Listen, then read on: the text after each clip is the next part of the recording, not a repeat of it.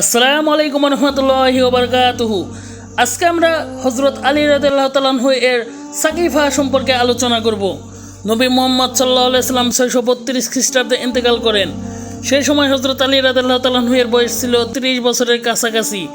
ইন্তেকালের পর হযরত আলী রাদিয়াল্লাহু তাআলা আনহু এবং নবীর অন্যান্য ঘনিষ্ঠ আত্মীয়রা তার দাফন কাফনের প্রস্তুতি নিতে ব্যস্ত ছিলেন। এদিকে আনসারদের মদিনার স্থানীয় মুসলিম বাসিন্দা আখ্য সাহায্যকারী একটি দল সাকিফা বনু সাঈদা নামক স্থানে সমবেত হন। তাদের এই সমাবেশের উদ্দেশ্য ছিল মুসলিম উম্মাহর ভবিষ্যৎ নিয়ে আলোচনা করা অথবা মদিনার নিয়ন্ত্রণ পুনরুদ্ধার করা।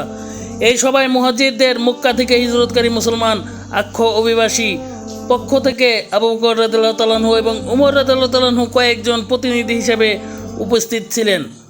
যদিও সাকিফায় সবাই উপস্থিত হযরত আলী রাদিয়াল্লাহু তাআলা আনহুর নাম নেতৃত্বের প্রসঙ্গে উত্থাপিত হয়েছিল, কিন্তু তিনি স্বয়ং সেখানে উপস্থিত না থাকায় এই আলোচনা ফলপ্রসূ হয়নি।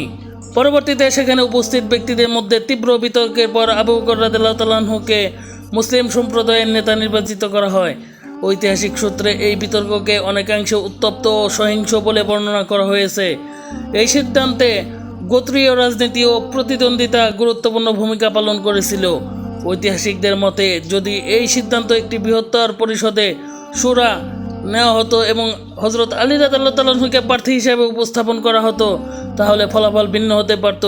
বিশেষ করে কুরাইশ গোত্রের বংশানুক্রমিক উত্তরাধিকারের প্রথা হযরত আলী রাদিয়াল্লাহু তাআলা আনহু এর পক্ষে ছিল, কেননা তিনি নবী পরিবারের সদস্য এবং নবীর নিকটাত্মীয় ছিলেন।